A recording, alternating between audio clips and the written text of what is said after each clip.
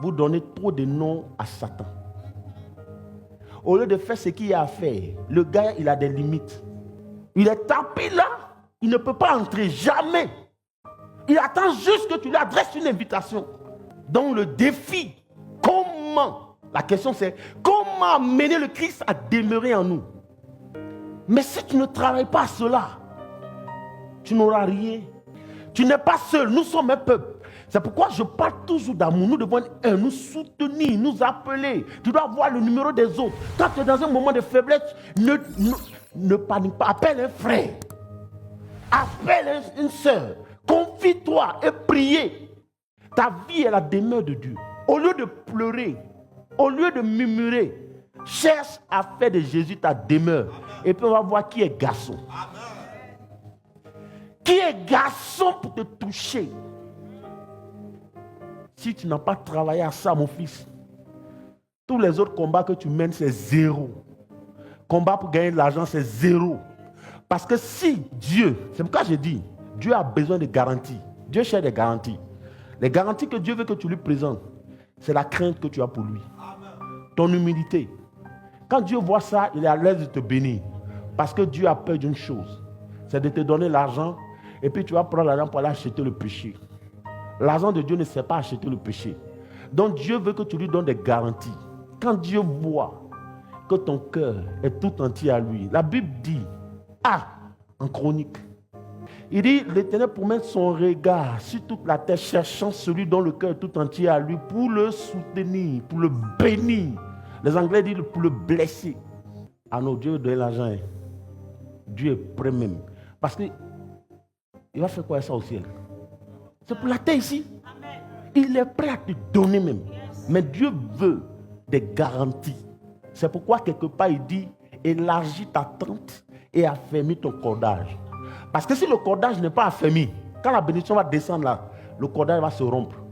La maison va s'écrouler. C'est ça le vrai défi. Tu dis non, béni, ton cordage n'est pas affermi. Si ça descend tout de suite, tu vas te retrouver dans les bars.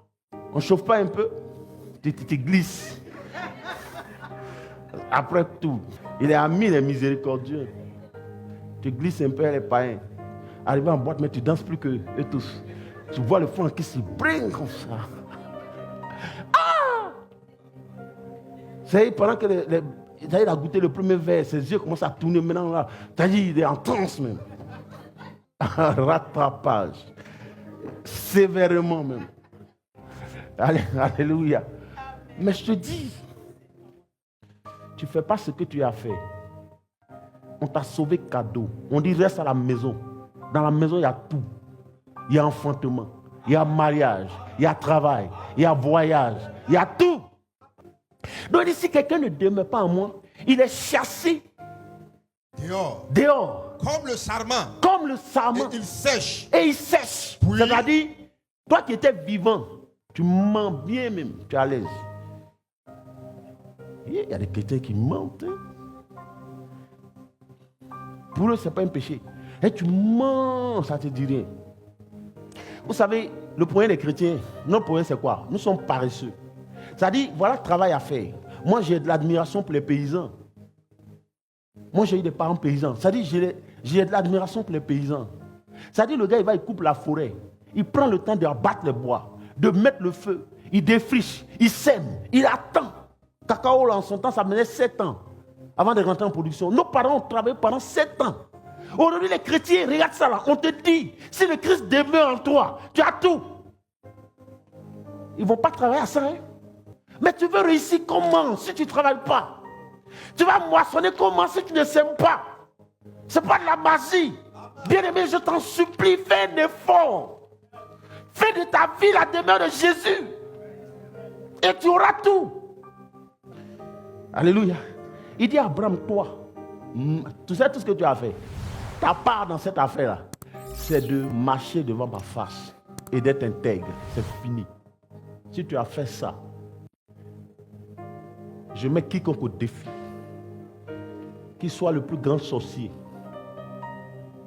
le plus grand marabout, il n'a qu'à lever la main sur toi et il saura que je suis l'Éternel des armées.